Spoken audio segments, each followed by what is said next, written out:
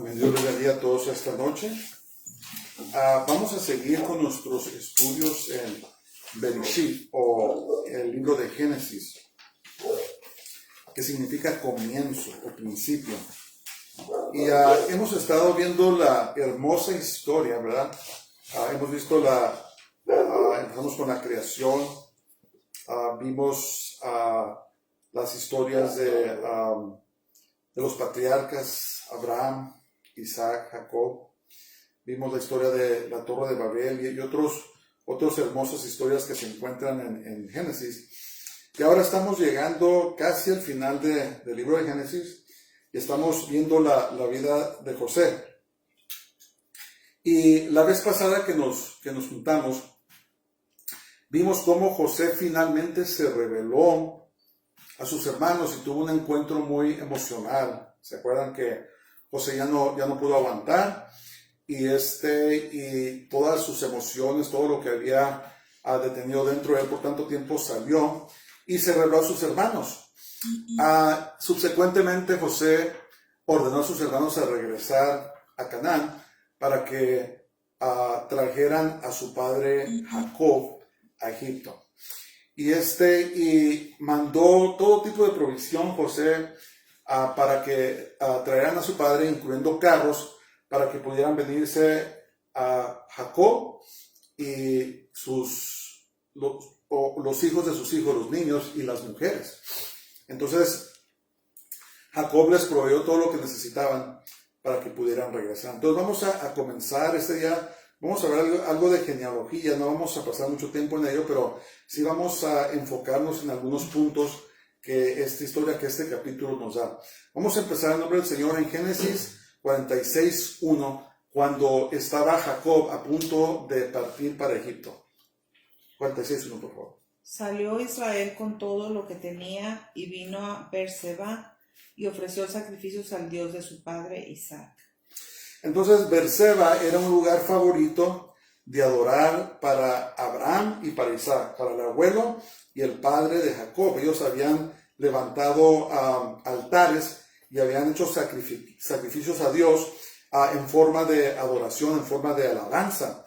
Entonces, como Jacob, escriban sus papeles,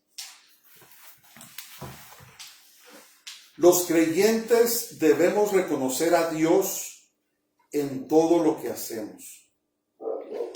Los creyentes debemos reconocer a Dios en todo lo que hacemos. Fíjense Jacob, todo lo que Jacob fue, todo lo que hizo, pero Dios había cambiado, había convertido el corazón de Jacob. Entonces, cuando él salió de Canaán, rumbo a Egipto, ¿qué fue lo primero que hizo? Fue y adoró. Entonces, nosotros los creyentes tenemos que reconocer a Dios en todo lo que hacemos. ¿Cuál es la clave para la vida victoriosa del creyente? Si no es reconocer a Dios en todo lo que hacemos. Debemos acostumbrarnos a ser personas de oración, aprender a orar en todo lo que hacemos, en todo tiempo. Cuando nos acostamos, cuando nos levantamos, cuando vamos a tomar nuestros alimentos, cuando vamos a salir al trabajo, a la escuela, cuando vamos a salir a la tienda, cuando vamos a salir a hacer cualquier cosa que vamos a hacer, debemos reconocer a Dios, debemos orar a Dios. ¿Verdad? Muchas personas toman las cosas a la ligera y muchas veces les pasan cosas y ni siquiera saben por qué les sucedieron cosas, pues porque no estaban con la cobertura que el Señor trae en nuestras vidas cuando oramos, ¿verdad? Cuando sabemos hacer lo que sea, tal vez alguien piensa que es ridículo, pero yo quiero decir que todo hombre y mujer de Dios debemos de tener una relación de oración, una vida de oración con el Señor. No es necesariamente que nos podemos orar 2 o 3 horas, sino que constantemente estamos en comunicación con Dios, constantemente estamos orando. Entonces Jacob había llegado a ese punto donde dice, ¿sabes qué? Esto es Dios y yo necesito ir a reconocerlo. Cuando oramos a Dios, lo estamos reconociendo en nuestras vidas, ¿verdad? Y nos hacemos personas de fe. Entre más oramos, entre más estamos en la presencia de Dios, entablamos una relación más íntima con Él, ¿verdad? Empezamos a percibir cosas, Dios nos da un espíritu de ¿cómo se dice? De percibir lo espiritual. ¿Cómo se llama ese don? El don de discernimiento nos da discernimiento en nuestras vidas, ¿verdad? Y Jacob había comprendido eso. Entonces, ¿qué hizo? Pues me voy de la tierra de Canaán, pero yo confío en mi Dios y yo voy a elevar un sacrificio de alabanza. Entonces, elevamos nuestro sacrificio de alabanza y nos enseñamos, aprendemos a tener esa relación con Dios. No lo tomen a la ligera, hermanos, no lo tomen a la ligera, porque el enemigo está constantemente buscando cómo hacernos daño, ¿verdad? Y aunque estemos pasando por dificultades, por pruebas, las fuerzas que el Señor nos da, nos ayuda para seguir adelante. Vamos a ver ahora el 46, 2 al 4, ¿verdad? Y habló Dios a Israel en visiones de noche, y dijo, Jacob, Jacob, y él respondió, heme aquí.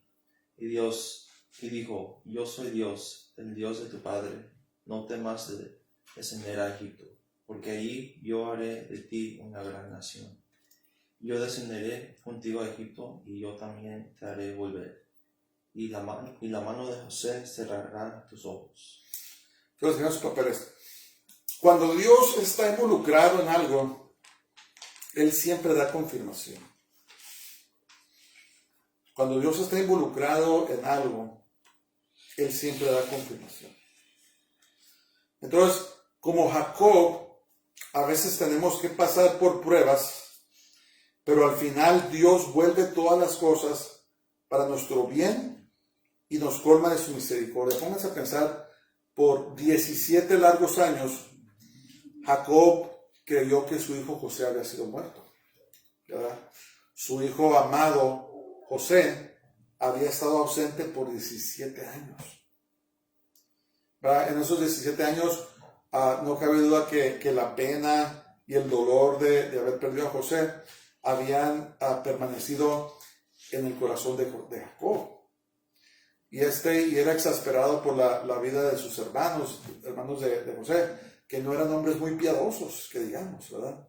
Pasaron tantas cosas durante ese transcurso, pero por más pruebas que pasemos, si nosotros ponemos y mantenemos nuestra confianza en Dios, en el Señor, tarde que temprano, el Señor da a luz, el Señor revela su plan, le da la vuelta a las situaciones en las que habíamos pasado y revela el plan que tenía, ¿verdad?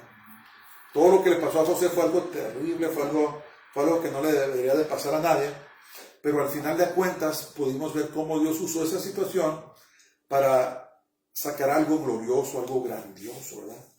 Entonces Dios tiene preparado cosas para nosotros que no nos imaginamos, tiene preparado grandes cosas gloriosas para todos, pero tenemos que permanecer, tenemos que luchar.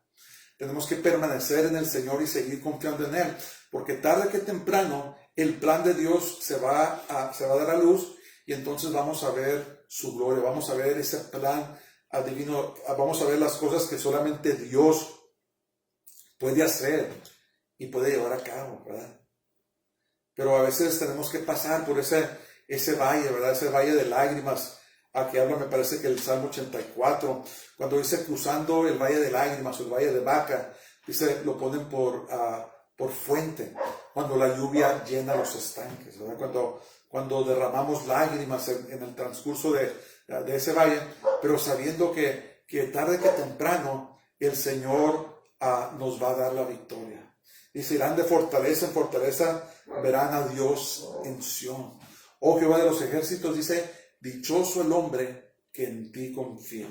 Entonces debemos de poner nuestra confianza. Entonces Jacob había atravesado el valle de lágrimas, había atravesado tantas pruebas, pero de repente el Señor respondió y comenzó a fluir ese manantial, esa respuesta de Dios que le trajo alegría al corazón de una manera que no nos podemos imaginar. Entonces, si estamos pasando, si alguien me está oyendo, está pasando pruebas, a lo mejor sus hijos están descarrilados, a lo mejor están luchando, batallando con su matrimonio, cualquier cosa, problemas con salud, problemas con relaciones.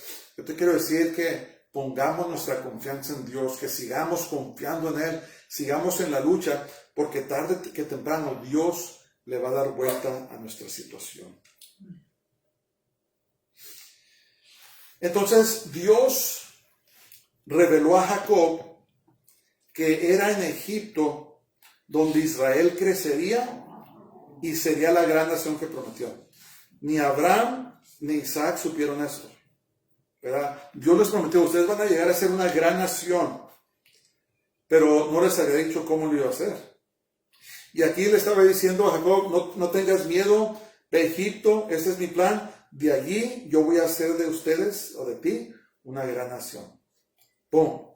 Confirmó que Dios estaba involucrado y ¡pum! Confirmó, le reveló un poco más de su plan. ¿Verdad? El plan que Dios le dio a Abraham fue un plan muy grande que eventualmente tuvo su culminación con la venida de Jesús, ¿verdad? Pero nadie le reveló, o sea, nadie le especificó. Le dijo, dice, en tu semilla, dice, serán benditas todas las naciones, le dijo a Abraham, pero no le dijo lo que quería decir eso, ¿verdad? Fue hasta después, cuando se cumplieron los tiempos, que finalmente el plan de Dios se dio a conocer para toda la humanidad. En este momento, el plan de Dios se dio a conocer para Israel. Pero cuando Dios le habló a Abraham y le dijo que en tu simiente serán bendecidas todas las naciones, era una promesa que iba a ser bendición no nomás para Israel, sino que iba a ser una bendición para todo el mundo, ¿verdad? La profecía, la revelación de Dios es progresiva. Entonces, conforme pasan los tiempos, la vamos viendo y la vamos entendiendo. Es como, por ejemplo, cuando estudiamos la profecía, lo que llaman escatología, el estudio de los tiempos finales, mucho de lo que vemos y lo que hablamos es especulación, no sabemos, ¿verdad? Pero conforme pasa el tiempo, de repente empiezan a surgir cosas y decimos, eso es lo que quiere decir la Biblia, ¿verdad? Muchos de nosotros nos preguntábamos cuando estudiábamos la imagen de la bestia. Si ustedes estudian el Apocalipsis, ¿verdad? Ese hombre, lo que llaman el anticristo, el antimesías, el dictador mundial que algún día se va a apoderar de todo este mundo, habla la Biblia que le dio, ¿cómo se dice? Le dio vida a su imagen. Y por muchos años especulábamos que iba a ser una estatua, una caricatura, una película, pero ahora tenemos lo que se llama inteligencia artificial, ¿verdad? Artificial Intelligence, y está creciendo a pasos espantosos, a tal manera que ya tienen máquinas que piensan por sí solas, ¿verdad? Se está desarrollando esa tecnología y entonces nos ponemos a pensar, ¿será que esta imagen que va a crear el anticristo, si Dios lo reprenda, va a tener que ver con la inteligencia artificial?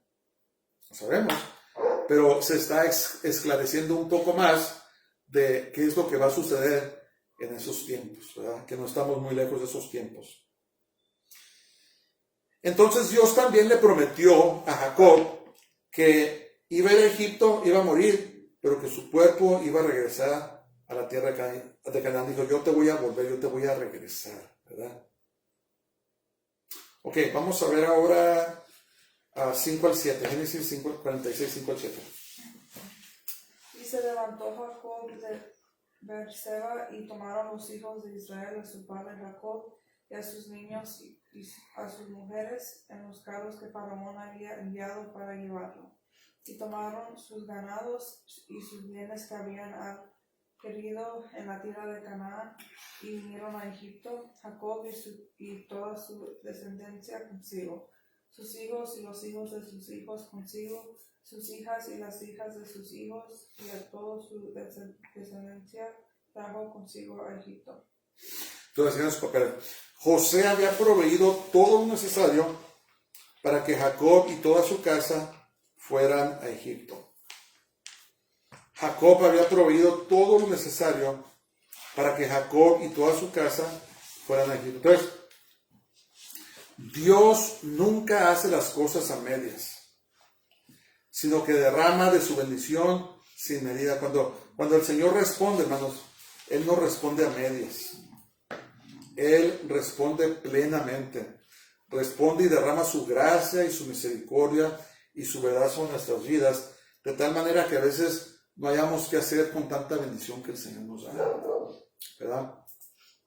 Por eso no debemos de tomar las cosas de Dios a la ligera, no debemos de tomar nuestra relación con Dios a la ligera, porque la palabra de Dios dice que Él es lento para la ira, es tardo para la ira, y grande en misericordia, ¿verdad? Él derrama su misericordia sobre sus hijos.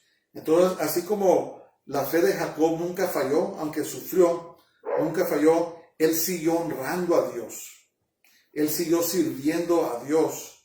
Y cuando llegó el tiempo, entonces él miró la respuesta de Dios. Entonces, esa es la clave, mis hermanos, que es el tiempo de Dios. Yo creo que eso es lo más difícil para nosotros entender. Que Dios tiene un plan y Dios tiene cosas grandes, pero que todo es al tiempo de Dios. Si no comprendemos eso, a veces nos desesperamos. Muchas personas se han descarrilado por un tiempo del Señor, han sufrido y necesariamente, gracias a Dios, regresan. Pero si hubieran entendido que la respuesta de Dios va a venir a su tiempo, al tiempo de Dios, entonces podemos servirlo con paciencia, ¿verdad? Decir, Señor, pues dame las fuerzas para seguir, para perseverar, hasta que llegue tu respuesta, hasta que llegue tu tiempo, ¿verdad? Es lo más difícil para nosotros. Muchas veces pensamos que Dios llegó tarde. Digo, Señor, pues hubieras venido hace mucho. No, Dios nunca llega ni temprano, ni tampoco tarde, sino que Él siempre llega a tiempo, ¿verdad? Tal vez en el transcurso de esperarlo suframos un poco, pero tengamos por seguro que cuando Dios llega a tiempo, Él le da vuelta a todo, ¿verdad? Hace las cosas como si nunca hubiera pasado lo que sucedió. Pero tenemos que entender y aprender a esperar en el tiempo de Dios. Bendito sea su nombre. Y los años que Jacob había visto aflicción estaban a punto de acabarse, ¿verdad? Jacob sufrió toda su vida. Muchas veces fueron causadas por él mismo, por sus decisiones, pero también a veces no necesariamente tenemos que hacer nada, sino que a veces pasamos por pruebas porque nuestra fe tiene que ser probada, ¿verdad? En ese tiempo de pruebas, nuestra fe es probada y cuando llega el tiempo, como dijo Pedro, dice que somos purificados como el oro, ¿verdad?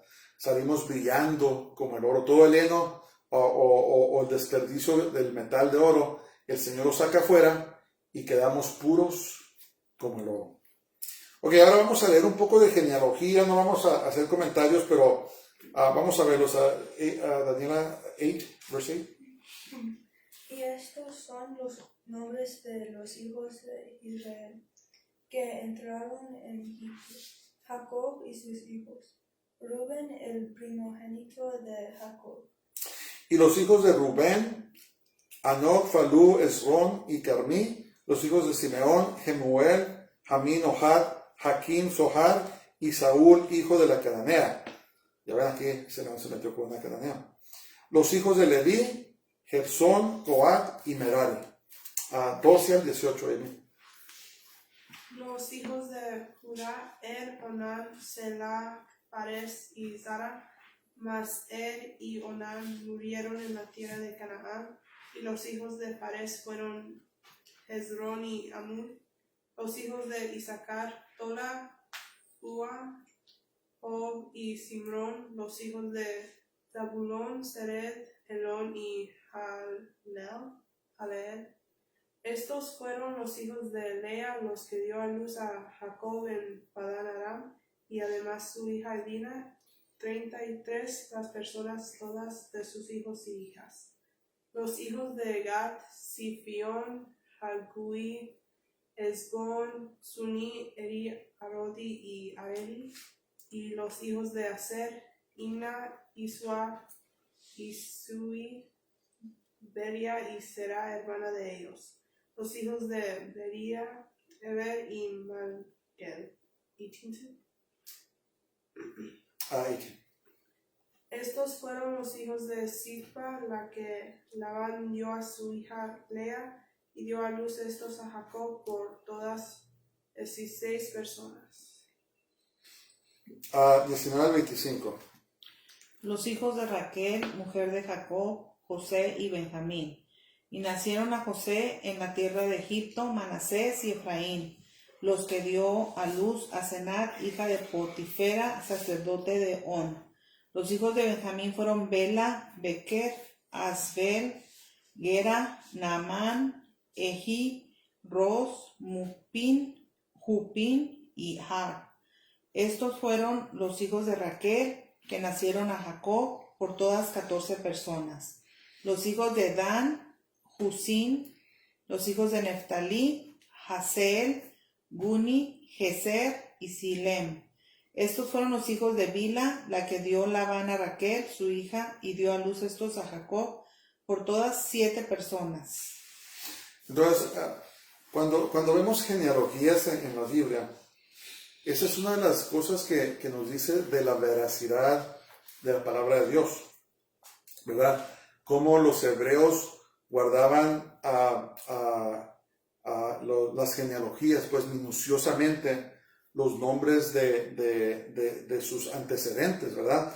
Cuando leemos los evangelios, se traza el linaje de Jesús desde Adán hasta él, ¿verdad? Entonces, ¿quién se va a sentar a inventar todos estos nombres? No, es que son hechos.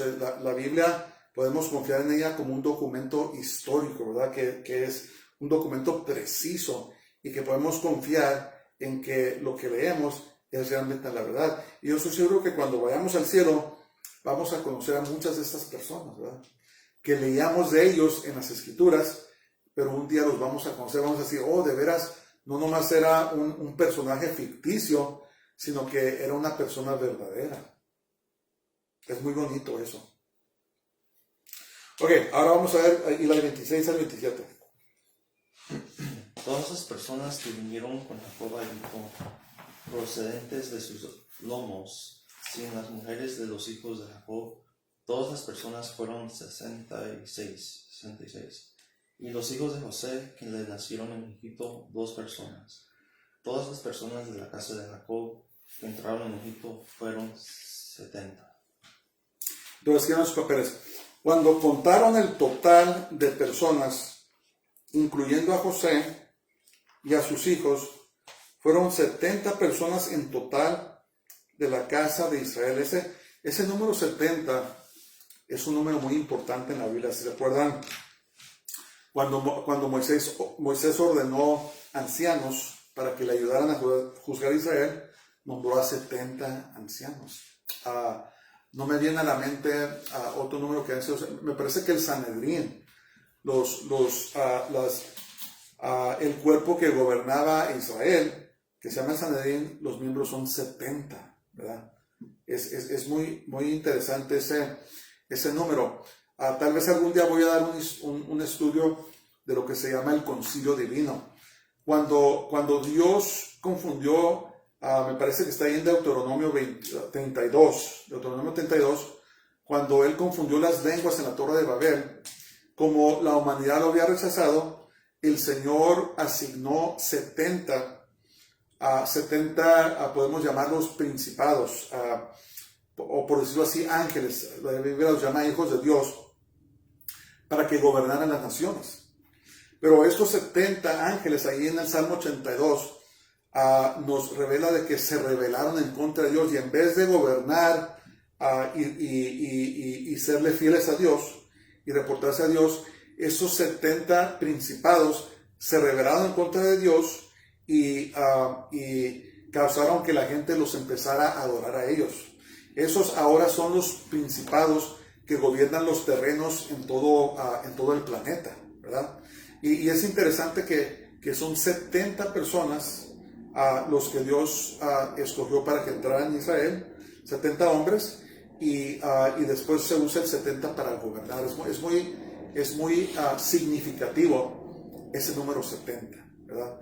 Por eso cuando el Señor habla de restaurar todas las cosas a Él, está hablando de restaurar a las naciones, ¿verdad? Las naciones que se desbalagaron, que se desviaron del mundo, por medio de Jesús, Él va a reconciliar toda la gente, todos los pueblos, al Padre. Como dice ahí en 1 Corintios capítulo 15, dice que el Señor va a restaurar todas las cosas al Padre Celestial. Es muy interesante eso, ¿verdad? Entonces fueron 70 personas las que entraron a Israel, y después se multiplicaron en millones, ¿verdad? Vamos a continuar con esta historia y vamos a ver que el pueblo de Israel se multiplicó tanto que cuando entró un faraón que no había conocido a José, se asustaron, estaban asustados. Porque el Señor había bendecido tanto al pueblo de Israel, crecieron en todo lo que se imaginen, en su agricultura, en su ganado, en inteligencia, en comercio, en tantas cosas, que los egipcios pensaron, estos se van a levantar en contra de nosotros y se van a apoderar de nosotros, ¿verdad? Después vamos a ver eso, pero ahí en Egipto es donde se cumplió que Israel creció a ser una gran nación. Cuando vemos la historia del Éxodo, aproximadamente 3 millones salieron de Egipto. Moisés dirigió aproximadamente 3 millones y cuando estaban en el desierto también se multiplicaron, aunque murieron muchos por su rebelión, de todas maneras se multiplicaron en una gran nación. Jackie, 28 al 30. Y envió Jacob a Judá delante de sí a José para que le viniese a ver en Gosén, y llegaron a la tierra de Gosén, y José unció su carro y vino a recibir a Israel, su padre en Gosén, y se manifestó a él, y se echó sobre su cuello y lloró sobre su cuello largamente. Entonces Israel dijo a José, muera yo ahora, ya que he visto tu rostro y sé que aún vives. Los papeles. Porque Judá había tomado el lugar de la primogenitura por sobre Rubén, Jacob lo envió a traer a José. ¿Se acuerdan que Rubén perdió su primogenitura por lo que había hecho a su padre? Y Jacob mandó a Judá. Judá se había hecho el primogénito. Judá tenía que ser el preeminente, porque de la tribu de Judá es donde iba a venir el Mesías, ¿verdad? Jesús. Iba a venir nuestro Señor y Salvador. Entonces, Judá tenía que tomar el lugar preeminente. Entonces, ya se imaginan que el encuentro de José con su padre, Jacob, fue uno de los acontecimientos más dramáticos de toda la vida. Imagínense cuando finalmente José vio a su padre y Jacob vio a su hijo. ¿Pueden imaginarse eso? Después de tantos años, Jacob creyendo que José, su hijo, era muerto, y José creyendo que jamás iba a volver a ver a su familia, de repente vio a su padre, ¿verdad? Se abrazaron. Dice que José se echó sobre el cuello de su padre y que lloró por largo rato sobre él. Pero vemos aquí también el cumplimiento de la palabra de Dios. Estas ya no eran lágrimas de tristeza, sino que eran lágrimas de gozo, ¿verdad? A veces es tanto el gozo y la alegría que el Señor trae a nuestras vidas que no lloramos de tristeza, sino que lloramos de alegría, ¿verdad? Fueron derramadas muchas lágrimas de gozo, de alegría, y el Señor estaba bendiciendo a Israel, estaba bendiciendo a sus hijos de una manera que no se podían imaginar, ¿verdad? Pero Dios tenía un plan muy glorioso que iba a llevar a cabo en las siguientes décadas. Y el corazón de Jacob revivió con todo el bien que Dios le había hecho, ¿verdad? Por tantos años vivió Jacob con un corazón quebrantado. ¿Cuántas veces no hemos vivido con corazones quebrantados, verdad? Pero Dios tiene la manera de volver esa situación y llenarnos de gozo, ¿verdad? Llenarnos de alegría, de tal manera que nuestro corazón revive, ¿verdad? El corazón que tal vez fue dañado, el Señor puede sanarlo y lo sana, y empezamos a llorar lágrimas no de tristeza, sino de alegría, ¿verdad? Cuando el Señor trae sanidad, restauración, trae liberación a nuestras vidas, porque el Señor se especializa en tomar situaciones imposibles, situaciones malas, y darles la vuelta y tornarlas en bendición, en gozo, ¿verdad? En un regocijo que solamente podemos experimentar en el Espíritu Santo de Dios. Y aquí vemos esta culminación de José. José entendió por qué se hizo el segundo hombre más poderoso del planeta, y ahora el Señor le completó su gozo, permitiéndole ver una vez más a su padre Jacob, ¿verdad? A su hijo chipilón, a su hijo consentido, que ahora ya no era un jovencito chipilón, sino que era ya un hombre bien hecho, y era el segundo hombre, un hombre de autoridad al que Dios había ascendido. Solamente Dios hace eso, ¿verdad? Mi familia y yo hemos estado leyendo el libro de Daniel, y nos dimos cuenta cómo Dios tomó a un jovencito, a Daniel el profeta, y en el imperio babilónico lo ascendió al puesto número 2 después de Nabucodonosor, ¿verdad? Dios puede hacer esas cosas. Y Él las sigue haciendo, ¿verdad? Pero todo esto es con el fin de cumplir con el propósito glorioso de nuestro Dios. Si le somos fieles a Dios, el Señor de repente nos levanta a un lugar de honra, pero tenemos que recordarnos que es para los propósitos de Dios, es para la gloria de Dios, no es para nuestra propia gloria, sino que es para la gloria de Dios. Así es que si el Señor algún día te asciende a un puesto de autoridad, a un puesto de poder, como Jacob, darle la gloria a Él. Vive una vida de adoración a Dios y nunca se te olvide que es Dios el que te puso ahí. Porque así como nos pone el Señor en algún lugar, nos puede quitar. Acuérdense la historia de Nabucodonosor, que él se exaltó en su propio corazón, se volvió arrogante, y Dios por 7 años le dio un corazón de bestia y anduvo viviendo en el, ¿cómo se dice?, en el campo por 7 años, hasta que él reconoció que es Dios el que quita reyes y el que pone reyes, ¿verdad? Y así Dios le había dado este puesto tan glorioso a José, y ahora estaba disfrutándolo con su padre Jacob. Es algo muy hermoso. Nadie se puede inventar estas cosas, estas historias tan hermosas. Como dice el dicho que los hechos son más extraños que la ficción, ¿verdad? Nadie puede inventarse esas cosas. Son actos y hechos que solamente Dios en su soberanía puede llevar a cabo. ¿Quién sigue? ¿Tania? Read 31. Y José dijo a sus hermanos y a la casa de su padre: subiré y lo haré saber a Faraón. Y le diré: mis hermanos y la casa de mi padre, que estaban en la tierra de Canaán, han venido a mí. Y los hombres son pastores de ovejas, porque son hombres ganaderos, y han traído sus ovejas y sus vacas y todo lo que tenían. Y cuando Faraón os llamare y dijere: ¿cuál es vuestro oficio? Entonces diréis: hombres de ganadería han sido tus siervos desde nuestra juventud hasta ahora, nosotros y nuestros padres, a fin de que moréis en la tierra de Gosen, para que los egipcios, porque para los egipcios es abominación. Escuchen eso: todo pastor de ovejas. ¿Se acuerdan que les habíamos dicho que los egipcios despreciaban a los pastores? Se les hacía lo peor. No sé a qué compararlo ahora.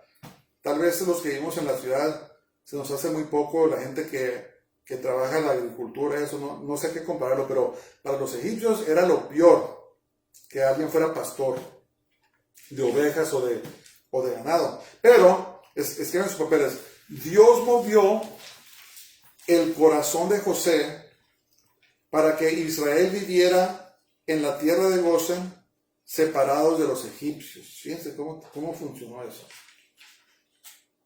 Tal vez los egipcios se hubieran ofendido: estos israelíes nos desprecian, se creen mucho, lo que sea. No, le dijeron: ahí sabes que somos pastores. Hazte para un lado. Pero ¿qué pasó aquí?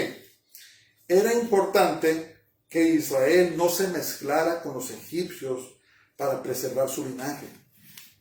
Porque conociendo cómo eran los israelíes, si se hubieran quedado en la sociedad egipcia, tal vez se hubieran intermezclado y hubieran desaparecido los hebreos. Pero Dios los preservó, ¿verdad? Le dio la idea a José de decirle a Faraón que eran pastores de ovejas y de ganado, y de esa manera los egipcios no iban a querer tener nada con ellos, y se fueron a su propia tierra, a su propio lugar, que se llamaba Gosen, y ahí fue donde se hicieron una gran nación, ¿verdad? En la tierra de Egipto. Entonces, debemos orar, hermanos. Eso es muy importante.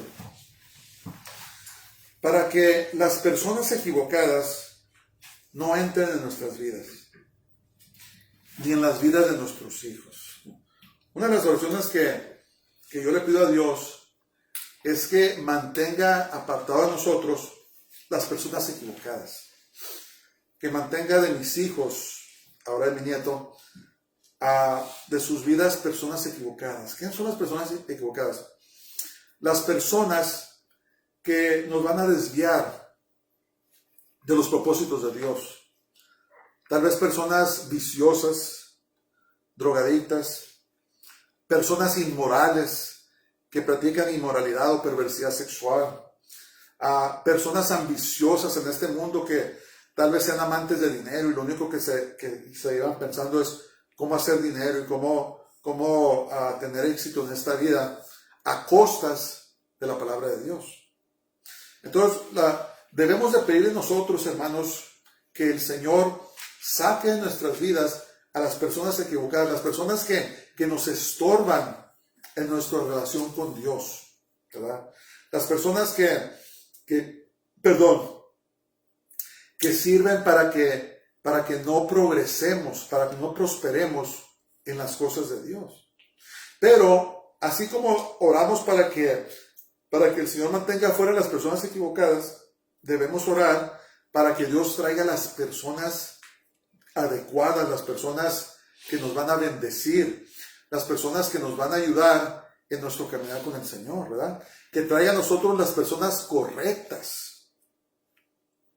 No nomás que mantenga lejos a las personas equivocadas, sino que traiga a nuestras vidas las personas correctas, las personas que van a ser de bendición para nosotros, las personas que nos van a ayudar para que sigamos procediendo a nuestro destino, ¿verdad?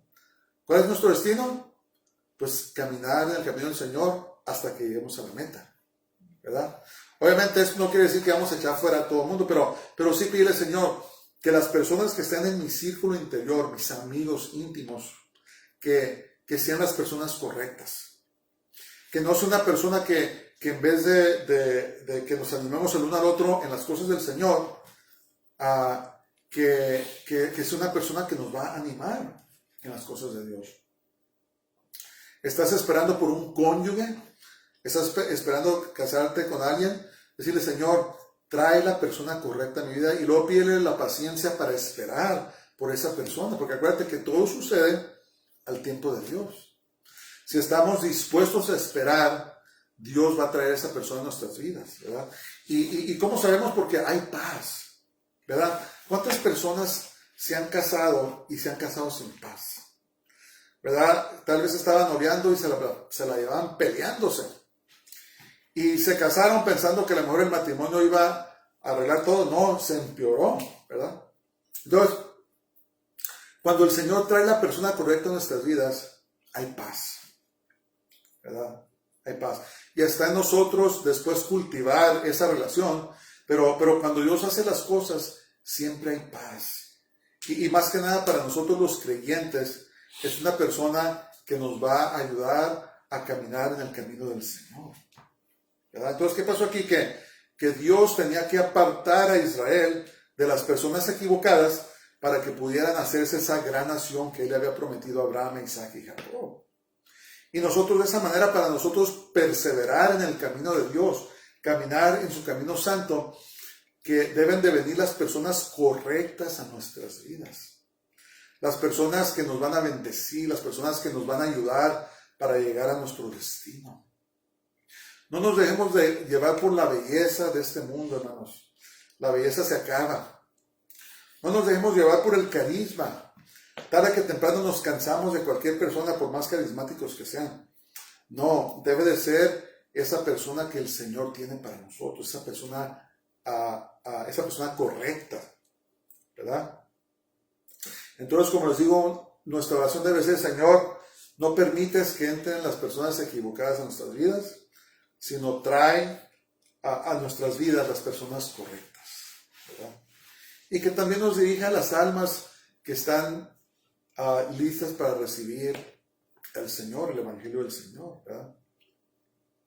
Y todo se puede resumir en depender de Dios. Depender de Dios para todo.